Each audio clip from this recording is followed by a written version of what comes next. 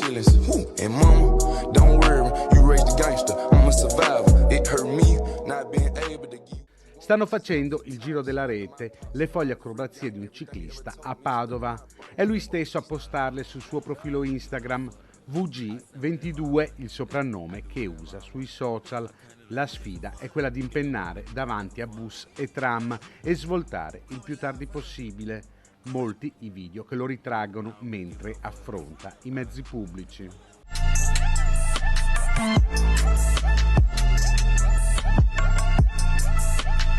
Le impennate però non si fermano alle strade perché il ciclista mascherato usa anche i portici per le sue spericolate evoluzioni.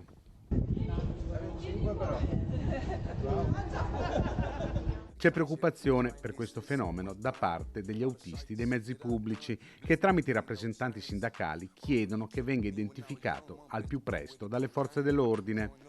Sulla questione si è mosso anche il vicepresidente della provincia Vincenzo Gottardo che con un post su Facebook definisce imbecille il protagonista dei video che mette a repentaglio la sicurezza pubblica ed è un cattivo esempio di civiltà.